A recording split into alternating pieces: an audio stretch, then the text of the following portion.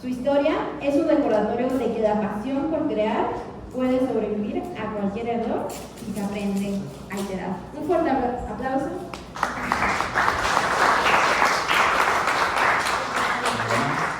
Bueno, yo soy Carlos Escobar, yo soy originario de Tuxtla Gutiérrez, Chiapas, tengo 32 años y bueno, les voy a contar un poco sobre mi proceso emprendiendo de manera cronológica, es decir, desde que empecé con mi primer emprendimiento.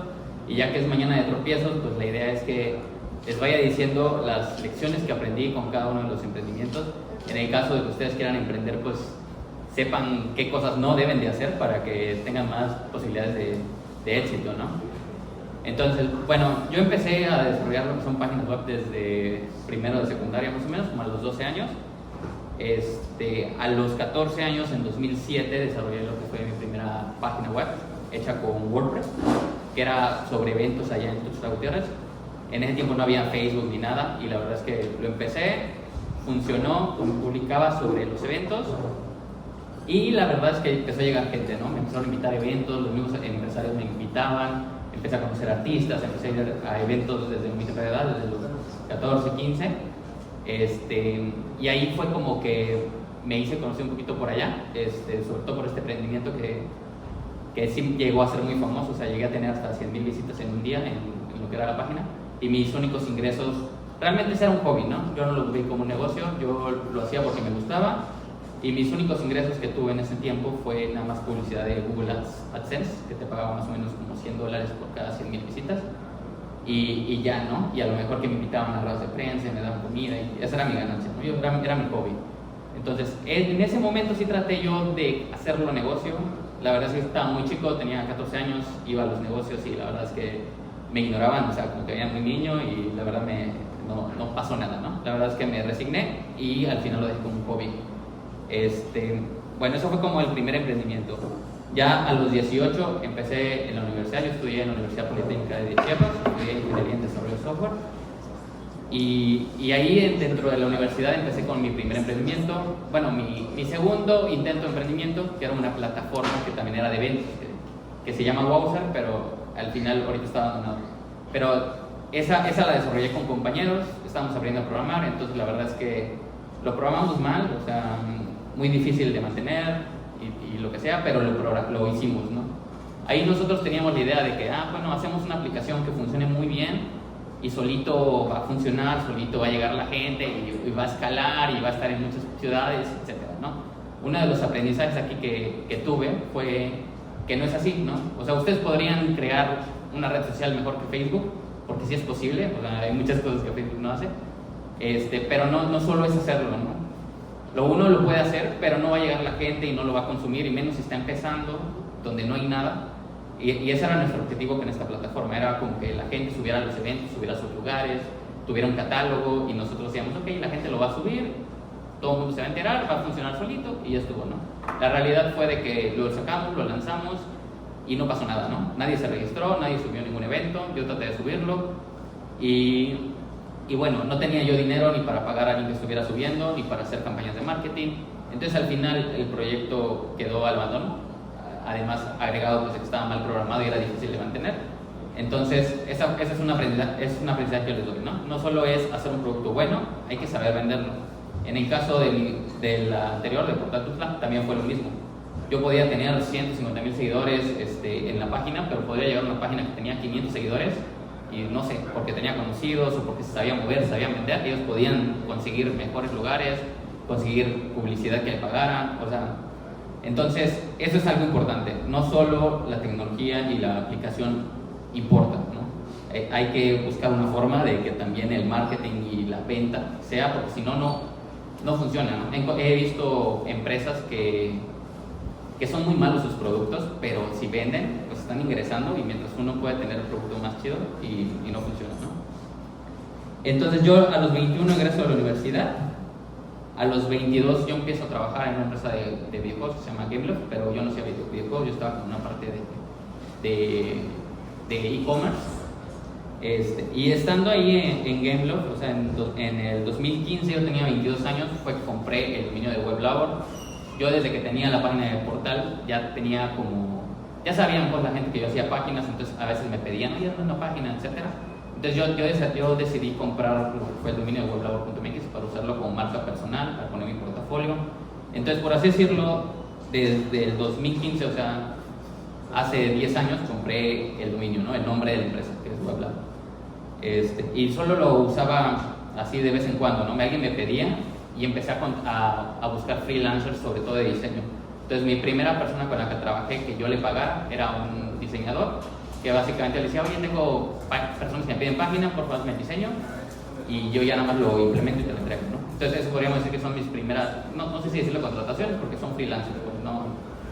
Si me caía una vez cada 6 meses, pues solo le pagaba lo tarea y listo, ¿no?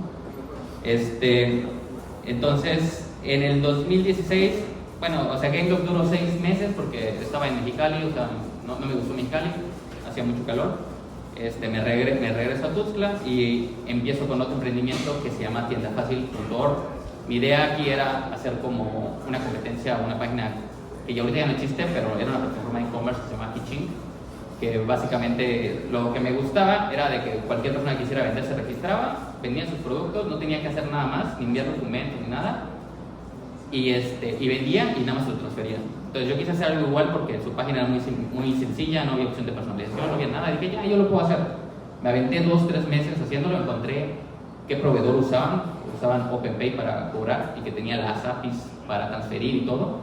O sea, yo hice medio mi investigación y dije, le voy a dedicar a eso. Le dediqué 3 meses a trabajarlo, lo lancé y resultó que cuando lo lanzo y ya lo paso a producción, pasé solo las llaves de OpenPay, resulta que como que tenían un trato especial ellos con Kiching, porque a mí sí me dijeron, oye, no, pero es que tú tienes que hacer que todos los que se registren tienen que mandarte tu INE, tu comprobante de domicilio y un montón de documentos. Y yo, pero ¿por qué ellos no? Es confidencial, no te puedo decir por qué. Entonces, al final trabajé en balde en un modelo de negocios que según yo iba a ser exitoso, y al final, por no investigar o confirmar antes, resultó que había una alianza entre ellos dos y que a los demás no aplicaba, y por así decirlo, pues 3 meses de trabajo se fue a la basura porque todo lo que yo había planteado me lo canceló una empresa externa, ¿no? Entonces, ¿qué cosas o qué aprendizaje tuve ahí? Pues si vas a hacer algo hay que investigar bien, confirmar, no lo vayan a hacer como yo, de que van y le dedican parte de su vida. Me sirvió de experiencia para mí, pero pues monetariamente hablando pues no tuve nada, ¿no? Entonces, ahí si van a hacer algo así, igual investiguen, confirmen que sí se pueden antes de hacerlo y ya después lo hacen. Entonces, yo en el 2017 y al 2024 me voy acá a Mérida, consigo un trabajo remoto con una empresa gringa que me contrató solo por estar en Mérida. En Tuxtla no me hubieran contratado porque tenían programadores remotos que estaban aquí y como que dijeron vamos a buscar puro de Mérida. Entonces en ese tiempo no había muchos trabajos remotos, era muy poco común. Digo, ahorita con la pandemia se volvió común, pero en ese tiempo no era. Entonces conseguí mi primer trabajo remoto y ya como que me estabilicé, por así decirlo. 2019, ya con 26 años, resulta que voy a ser papá y con la mamá de mi hija quieren poner un emprendimiento, ella quiere poner una de limpieza de colchones, una franquicia. Digo, ahí eso no tiene nada que ver con tecnología, pero lo que pasó fue de que la mamá de mi hija falleció, tenía una herencia y estaba como que viendo dónde invertir, ¿no? Pues fuimos al siglo XXI, había un evento de expo de franquicias, hubo una que le llamó la atención.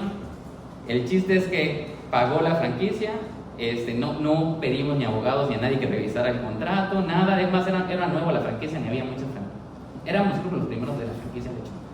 Pero bueno, resultó que ahí se perdieron, no sé, como 350 mil pesos y resultó ser una farsa. Perdí el dinero.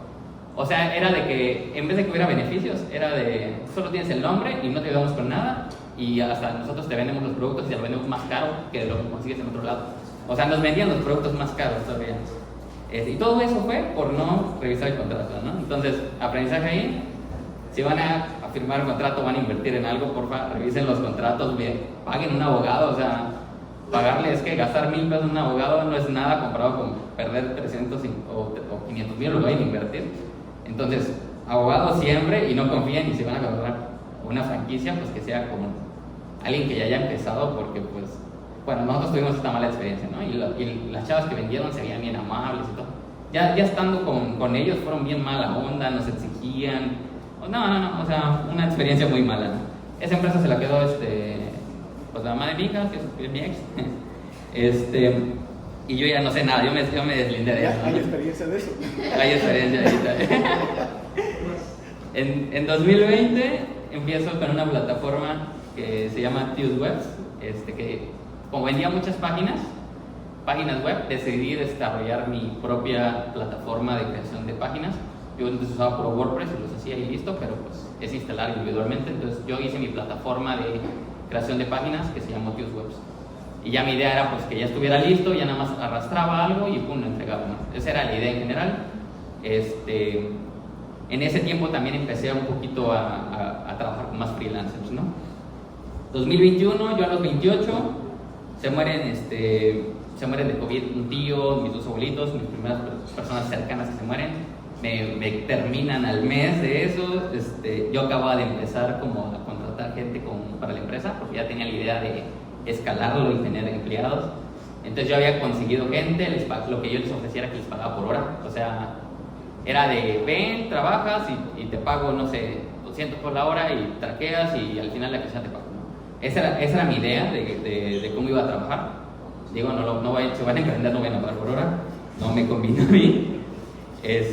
Y empiezo, y bueno, como me terminan, tengo mi hija de 1 año, me meto a otro trabajo, básicamente ya tenía 2 trabajos, que también no se los recomiendo, que eran tiempos de tiempo completo, como son remotos, pues al final puedes hacer eso. Tenía 2 trabajos de tiempo completo, una empresa gringa, una empresa de Portugal, y lo hice pues porque como estaba medio deprimido, pues no quería pensar en eso y me la pasé trabajando, ¿no? Pero así estuve 2 años, se me pasaron los 2 años en friega, mi hija creció, puede uno tener dinero, pero no tiene tiempo, ¿no? Entonces, ¿de qué te sirve tener dinero si no tienes ni tiempo ni para pensar en qué quieres, ¿no?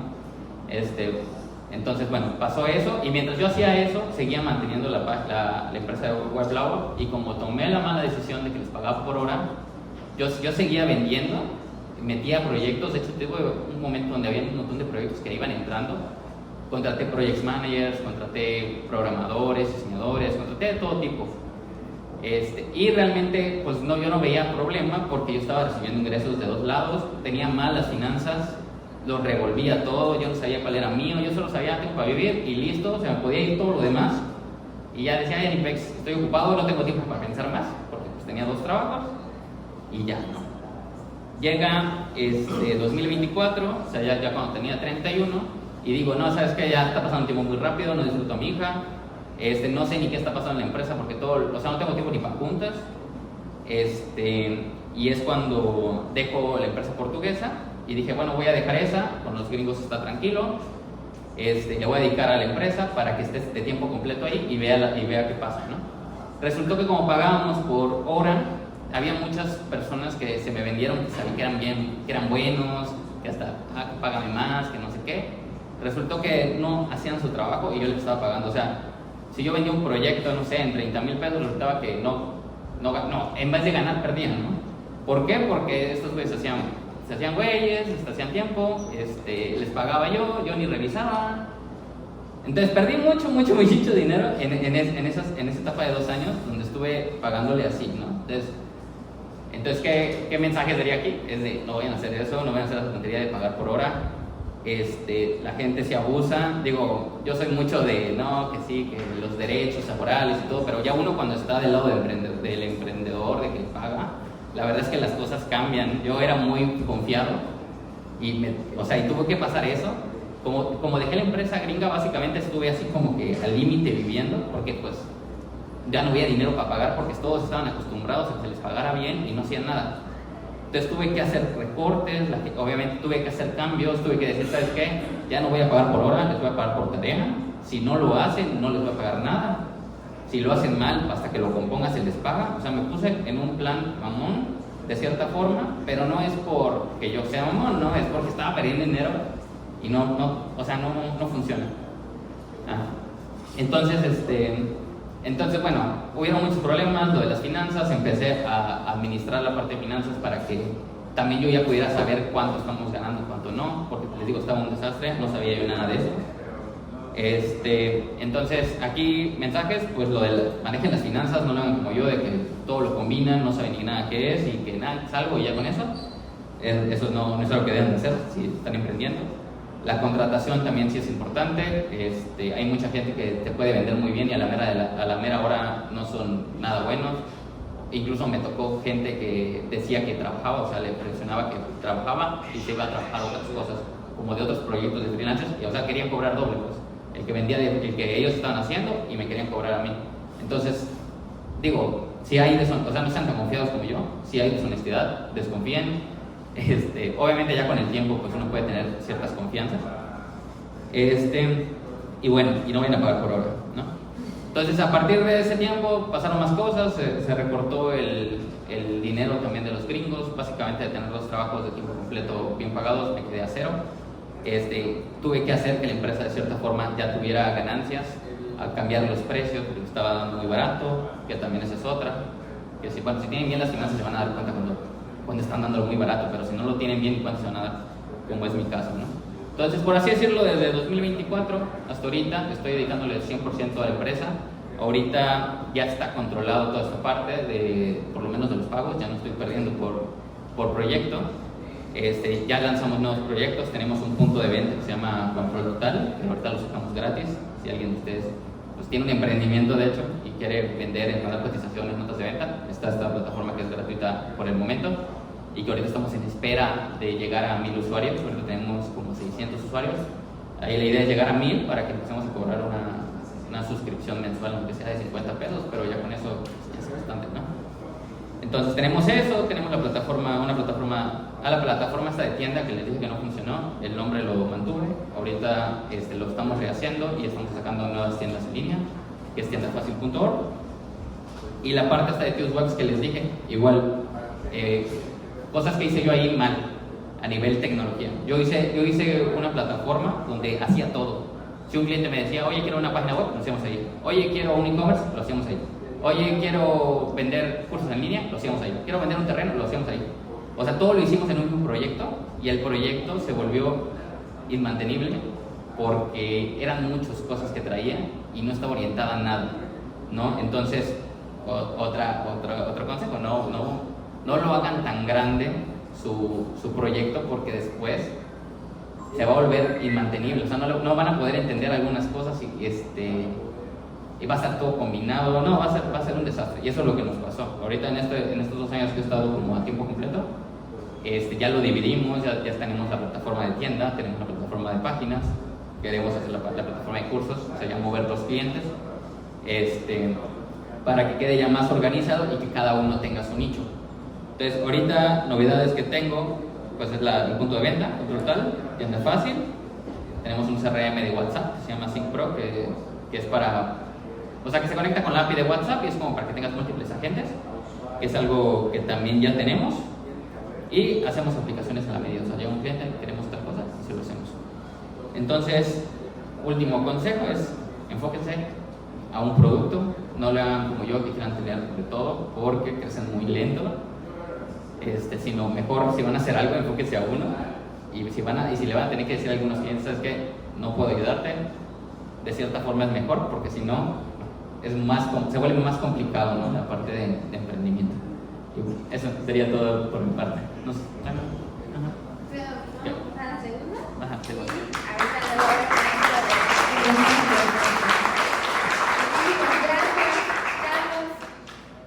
Ahora sí que esto de emprender es una chocoaventura, pero quiero también presentarles al segundo ponente, que es Fabrique Cetina, justamente con el tema de cuando el software no basta, el reto de emprender en un mercado tradicional.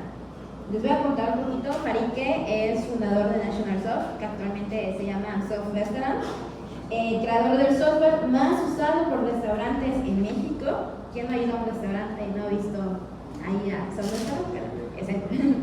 Nos va a hablar de cómo los tropiezos al intentar digitalizar un sector que no quiere cambiar, de cómo sobrevivió a la pandemia apostando por su equipo y de cómo, por qué especializarse fue su mejor decisión.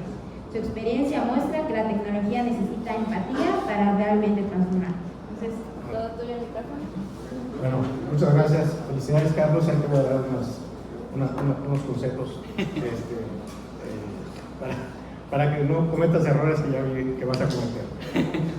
Bueno, como cualquier historia de emprendimiento, esto comienza con una necesidad, un deseo que viene de acá adentro. Como dijo Salvador Viteri hace rato, el emprendimiento viene de acá. Esto, cada vez que yo trabajo con emprendedores, que doy mentorías, que doy consejos, siempre comienzo con lo más básico. Es, ¿por qué quieres emprender? O sea, ¿qué te motiva a emprender? Y segundo, si te vas a asociar, ¿con quién cariños te estás asociando? Porque muchas veces esta asociación es un error de ir en bola porque no se sienten en confianza de hacerlo solos o hacerlo con la persona correcta. Y eso es un lastre que a la larga les va a llevar a conflictos que van a quedar sus sueños cortados, y si tienen resiliencia o si tienen aguante, como Carlos ha tenido, pues los tropiezos se vuelven aprendizajes. Pero siempre es importante entender eso. No, yo soy muy honesto y muy directo cuando hablo de estos temas.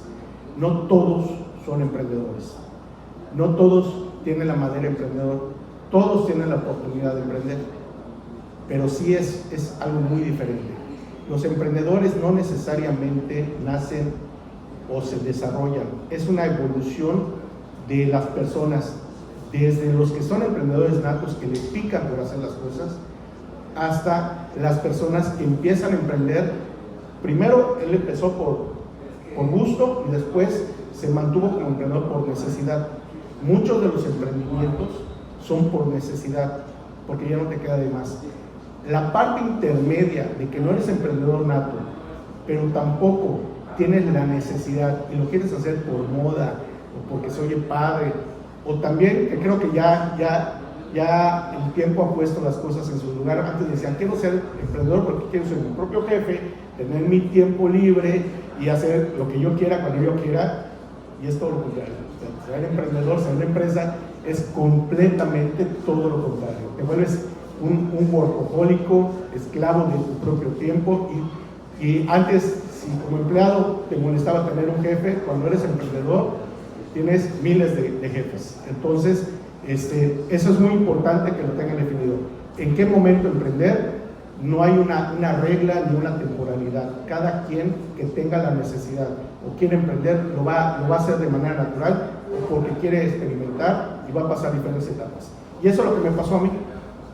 Desde que yo recuerdo, siempre me picaba tener mis propias cosas, y mis padres que no me podían dar algunas cosas, yo buscaba la manera en cómo generar el dinero. Más o menos en el cuarto o quinto semestre de mi carrera en ingeniería de sistemas, me asocio con una persona que yo lo invito, un amigo del salón, porque empecé a ver una necesidad que se estaba dando. Les voy a hablar, cuando yo estudié en el Tecnológico de Mérida, parezco viejo por mi barba, tengo 54 años, me siento como de 30 todavía, pero yo nunca tuve una clase directamente en la computadora. Sí existían las computadoras, pero usaban los de LAE, los de turismo, los de electrónica, y nunca había computadoras para los de sistemas, pero estaba todavía comenzando el tema del internet, y las computadoras se empezaron a vender antes en tiendas normales y después se empezó a vender a través de Telmex, y cuando empieza a vender a través de Telmex empieza a llegar a muchas casas, y es cuando empiezo a darme cuenta que la persona que compra la computadora, que antes era, créanme, un lujo tener una computadora, había que darle servicios, y es cuando le digo, veo esa área de oportunidad, invito a mis socios y comienzo a una empresa de servicios, y arrancamos como todos comenzamos a arrancar, sin dinero, tocando puertas, poco a poco, mientras yo estudiaba. Eso me sirvió primero para entender algo. Tienes que complementarte. Al socio que busqué en ese momento fue un gran segundo, así le digo yo. Una persona con la que tengo confianza, mi mano derecha, se quedó con la parte técnica y yo la parte de comercial y administrativa. Primer problema, empieza el retail, las tiendas Sam's, Costco, a vender a meses sin intereses, vender cosas, mientras nosotros comenzábamos a vender consumibles a un hotel, por ejemplo. Lo llevabas, le ganabas poco, te comparaban en el precio de Sam's, y aparte tenías que dar algo que no conocen ustedes, se llama como te recibo de acá la factura, te dan un papelito, tienes que regresar en 15 días, hacer cola para cobrar el cheque, ir al banco y depositar. Así era antes. y pongo la primera tienda de computadoras para competir con Retail, para que quiera ese tema de precio, y el contado está allá, y dejo a mi socio a cargo de eso.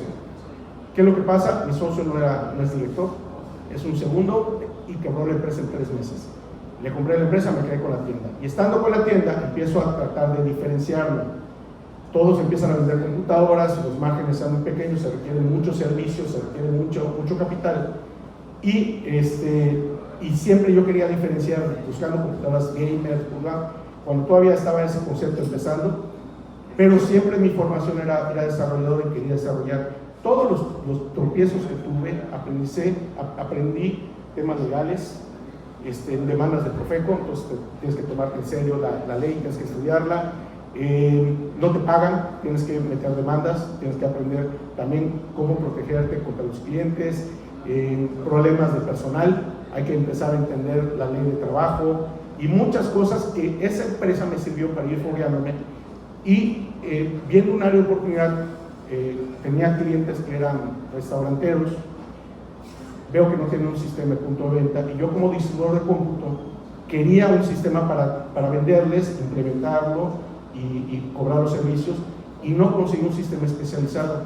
Entonces me decidí a desarrollar uno, y en ese momento había un cliente que iba muy recurrente a la empresa, que es mi socio actual, y platicando, ya me iba a poner platicando, me dice que estaba haciendo un sistema para restaurantes, para unas amistades, y yo ya tenía uno avanzado. Yo tenía muy claro mi modelo de negocio, y lo invito a comer, y le platico el modelo de negocio. Él era realmente un programador, pero con una iniciativa de autoempleo, como tú comenzaste a desarrollar, y lo invito como empresa. Armamos una empresa sin capital. Yo tenía la de computadoras donde yo soportaba lo que estás haciendo. El dinero bueno lo metes a otra empresa, espero que sea el dinero, o sea, ese dinero no se vuelva malo, sino se vuelva bueno. Mi cálculo de crecer el riesgo lo bajé mucho para poder, ¿estás escuchando? Para poder hacer esa transición de dejar la empresa. Ahora, ¿qué aprendizajes vienen de todo esto? En todo este proceso, ya que hago la empresa National Soft, acuérdense, yo primero tuve una empresa que se llama Mantenimiento de Sistemas Computacionales con mi primer socio, que actualmente trabaja, yo lo recontraté después de muchos años, y trabaja para la empresa de National Soft. O sea, la vida da muchas vueltas, los ciclos ciérrenlos bien, aunque se lleven mal con la gente, ciérrenlos bien, ciérrenlos bien, porque no saben en qué momento te vuelve a poner con la misma persona. Ahorita me llevo muy bien con él, pudimos haber terminado mal, yo preferí terminar bien, él más o menos bastante decente, terminó la relación y regresamos. Pero en este proceso, ya con esta empresa, empiezo a crear otra, y empiezo a invertir en emprendedores como ustedes, que traen muy buenas capacidades tecnológicas. De repente hay un emprendedor que es el que lidera al grupo, y los otros van como comparsa. He tenido la posibilidad de desarrollar empresas de muchísimo impacto tecnológico. El problema eran mis socios, que eran socios los emprendedores, porque ¿qué es lo que pasaba? Él lo comentó en un momento. De repente sus empleados hacían doble chamba, y ellos pensaban que mientras yo les daba, con el capital que les dimos, tenían un sueldo, y estamos desarrollando plataformas realmente muy vanguardistas. En el momento que se acaba el capital, empiezas a pedir resultados, y resulta que ellos están haciendo freelancers por otro lado. Entonces dices, a ver, ¿le estás apostando a tu empresa, o estás engañando a los demás socios, o al socio principal y al inversionista, para que tengas un sueldo muy padre, y por el otro lado estás vendiendo tus servicios? A ver, ¿dónde está el emprendimiento? ¿Dónde está tu madera emprendedor? Temas de socios. Y ese tema de socios pasó como 4 veces. En todo este tiempo, mi empresa National Soft era la que soportaba todas esas inversiones de riesgo, así le llamábamos, y seguíamos creciendo nosotros. Todo este proceso, créame, no es fácil. hay que tener muchas ganas de salir adelante. El enfoque es primordial. En mi plática lo que estoy haciendo es tratando de lo que él vivió, yo también lo viví igual y muchas veces. Nada más que hay que entender en qué momento vas aprendiendo de esos errores, porque esos errores, yo lo veo de dos maneras de cómo los solventas. Estudias y te preparas para recibir el fracaso de cualquier error, tema legal, tema de clientes, tema de una falla en el software y se caen los servidores, cualquier tema, te preparas y te anticipas sabiendo que va a pasar, pero ya estás preparado, ¿sí? O al menos tienes idea. O, como la mayoría de la gente, a prueba y error o a trancazos. Hasta que te pasa, si tienes la capacidad de recuperarte, de identificar el problema y darle la vuelta, entonces ahí sí tienes que hacer un alto y decir, ¿por qué llegamos a esto? ¿Por qué pasó? ¿Cómo hago para que ya no vuelva a suceder? Y eso es el aprendizaje, esa es la experiencia. La experiencia viene de los errores. ¿Qué pasó en la pandemia? Nosotros como sector restaurantero tenemos el software para el sector restaurantero. El software restaurantero, como dije, vi un área de oportunidad. Vi que muchos distribuidores de cómputo querían tener mayores márgenes y les di un producto de alto valor en servicios para poder calificar a los restaurantes. Y hice un estudio para ver de qué manera puede mi software ser adaptado a un mercado muy tradicional donde usaban hojas de Excel o máquinas normales así de botoncitos, o lo mejor si tiene un sistema, es un sistema de punto de venta general, un sistema restaurantero. Haciendo el análisis directamente con los clientes, esto es algo que tienen que hacer aunque trabajen con una empresa o sean emprendedores, tienen que estar con los clientes, observen, véanlos, vivan lo que ellos están viviendo, porque es la manera en cómo se aprende. Yo he visto cualquier cantidad de empresas o emprendimientos que lo hacen todo desde el escritorio, suponen, porque tienen un amigo o el tío que le dijo que está padre o te di el producto para que lo puedas decir, es la quinta maravilla, y supones que todo es así, y en la realidad no escalas o no vendes. Ya nos habíamos posicionado en el sector restaurantero, viene la pandemia y cierran. ¿Qué pasa ya con National Soft? Es un golpe muy duro. Nosotros teníamos finanzas muy buenas. Me dediqué durante muchos años a prepararme administrativamente para crecer. No creces vendiendo mucho, creces administrando bien los recursos de la empresa, generando utilidades. Es muy diferente. Si ustedes creen que tener mucho dinero es crecer y vas a tener éxito, se los digo, en el sector restaurantero, ustedes lo pueden ver, abren un bar nuevo, se llena al tope y al año y medio ya cerró. Dices, ¿y qué pasó con toda esa lana? Pues toda esa lana no es administrada, la agarran, se la meten a la bolsa y de repente empieza a fallar la empresa, empiezan a fallar pago a proveedores, se les truena el aire, no tienen dinero y al final se pelean los socios porque no tienen administración, uno agarra por acá, otro por acá. Lo que entiendo, tú lo viviste solo contigo mismo. Cuando tienes a un socio, o dos socios, o tres socios, y eso se multiplica por cada uno, entonces desconfías, se rompe la relación. Como les dije, siempre comienza con qué necesidad tienes tú para poder emprender, qué necesidad o intereses tienen los socios y con quién estás junto. Es como el matrimonio. A ti no te fue bien el matrimonio, a mí pues hasta ahorita me va bien, lo tengo que decir porque si no acá me acusan, y qué bueno que no voy yo. Y viene la pandemia y truena el mercado. Tengo dinero y hay de dos: o me hago chiquito y recorto, despido gente, o no cobro utilidades y cambio mi modelo de negocio para fortalecer a mis clientes. Les regalé el software durante 4 meses, separamos el software de delivery, que es lo que necesitaban. Y al final, cuando termina la pandemia, o sea, ese año, yo salí fortalecido y la competencia no. El aprendizaje, estate preparado para las vacas flacas. ¿Por qué estuve preparado esta vez? Porque eso mismo pasó en el 2009. ¿Se acuerdan? No sé, estaban muy chiquitos, el H1N1, una pandemia igual. Nada más que no la vivimos como la de ahorita, no cerraron la economía, pero paralizaron la economía. Y aparentemente no fue tanto, pero sí fue igual de fuerte. Y en ese momento yo lo que aprendí es, igual no, teníamos utilidades, no las sacamos, y dije, no me vuelve a pasar.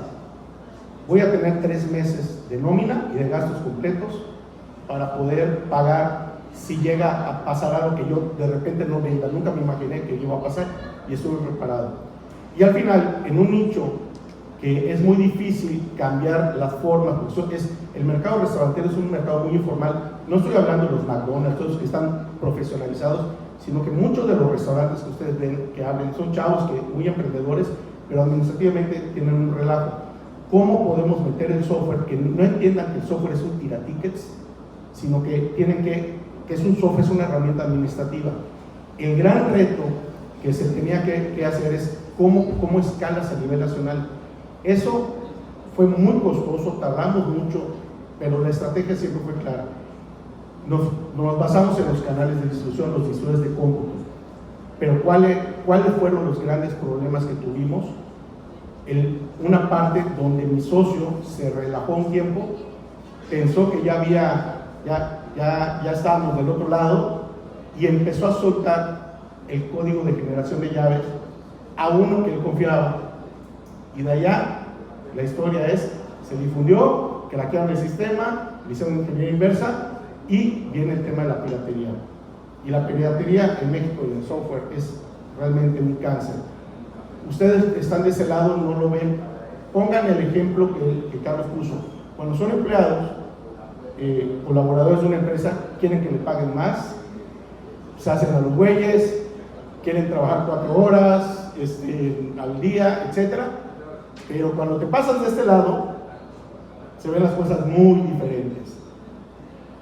Te estoy pagando, cúmpleme, no te pido más ni menos, cúmpleme lo justo. En software es lo mismo. Cuando piratean a alguien, ustedes posiblemente, como prácticos, total, tienen mucha lana. Depende de quién lo diga, ¿no? Microsoft tiene mucho software, que hay gente como Carlos o como National Software, como muchos más emprendedores o empresas, donde depende mucha gente de eso. Y esos que están trabajando posiblemente quieran ganar el doble, nada más que la empresa no le puede pagar el doble porque la mitad de las ventas potenciales están yendo en piratería.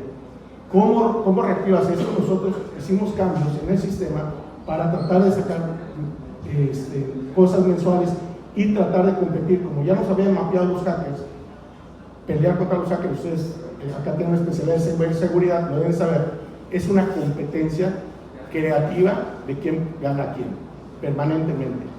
Todo esto que les platico se oye cuando escuchan la historia de National Soft. Fueron 22 años en los que estuve desde hacer un software en la manera en cómo lo pueden comprar la gente y cómo puede llegar a nivel nacional de Latinoamérica y algunos países de fuera de Latinoamérica, hasta tener una empresa sólida, estructurada, más de 150 personas. No crecimos más porque no nos necesitamos, pero sí con muchos problemas internos que se tenían que ver por falta de capacitación o falta de tomarse en serio las cosas. Y la vida, en el tema de emprendimiento, así como cosas de la vida personal, el tiempo te va a poner las pruebas que necesitas, o para que aprendas, o para que te arrepientas y tires la toalla. Pero siempre te van a poner una piedrota en la cual tienes que aprender a brincar. Si la brincas y aprendes de esto, sabes que va a venir otra piedra igual, y ya filosóficamente hablando, te agarras tu martillo y tu clavo de metal, para que cuando venga esa ya sabes que la vas a romper. Y la siguiente vez sabes que va a venir esa, entonces ya hay herramientas más padres, o simplemente darle la vuelta, o ya sabes que por ese camino está empedrado, te vas por... Eso al final son experiencias. Lo único que les puedo comentar al final de todo esto es: están en la mejor etapa para experimentar. ¿Quieren emprender? Inténtenlo, prepárense. Algo por lo que yo le digo a los chavos es: oye, ¿cuánto tiempo te la pasas en WhatsApp? ¿Cuánto tiempo te la pasas en Facebook, en Instagram, en redes o jugando? Pues en vez de estar perdiendo el tiempo, ¿ya por qué no se juntan y hacen su propio WhatsApp, o su propia red social, o su propio videojuego? Porque empiezas a desarrollar esa experiencia y empiezas posiblemente a desarrollar una capacidad de un potencial emprendimiento, si es que le pegas algo bueno. Y como siempre, tómense en serio si van a emprender, tómense en serio la preparación administrativa, la preparación financiera, porque técnicamente pueden ser muy buenos, pero una empresa que crece y de las que todos admiramos, que tienen éxito, no solamente se basa en la parte técnica, sino todo lo demás, la parte comercial y la parte administrativa. Y Carlos es el mero ejemplo que lo está viviendo y lo sigue viviendo. Ahí te va dos tips para que una vez le ponga. Al final cerró diciendo, enfóquese en una cosa. Nosotros como National Soft tuvimos más productos y al final es puro distractor. Ya posicionamos un producto, vamos a poner todos los kilos acá, porque ya lo logramos. Por eso la empresa que se llama Software, aunque así se llama el software principal de nosotros, porque tuvimos de hoteles, de gimnasios, de guarderías de niños, control de asistencias, un montón de cosas, y al final siempre era el bueno. Y esos productos que salían eran complementos del software principal. Queríamos hacer diversificación de mercado, pero la realidad es que nada más nos distraía recursos y tiempo. Cuando dices, enfócate a uno, y me dices, tengo un chatbot, tengo páginas, tengo esto, tengo ABC, enfócate a uno, porque el esfuerzo que le ponemos a las cosas, pues se va acumulando. A veces no sabemos en qué momento necesitamos comer, y necesitamos pedir la chamba, o en qué momento nos cerramos el cinturón y nos enfocamos a que tenga éxito, siempre y cuando vaya escalando. Y segundo tip, ¿cómo se llama tu marca web? WebLab. Y habla de un punto de venta en su WebLab, y entra a tu punto de venta, que se llama Control Total. Abres en la pantalla, la primera pantalla del punto de venta no dice Control Total, dice WebLab. Entonces, un tema de branding es importante. Tiene dos marcas, o sea, es como si yo vendiera galletas Oreo, y cuando abres dice la caja galletas Oreo y los paquetes individuales digan Gamesa. O sea, ya me entendiste. Muy bien, y en realidad acá el aprendizaje que les quiero dejar es que cada error que ustedes cometan trabajando o emprendiendo, no se lo queden como vergüenza. Es un maestro, es un aprendizaje. La experiencia se da basada en errores. ¿Ok? Muy bien.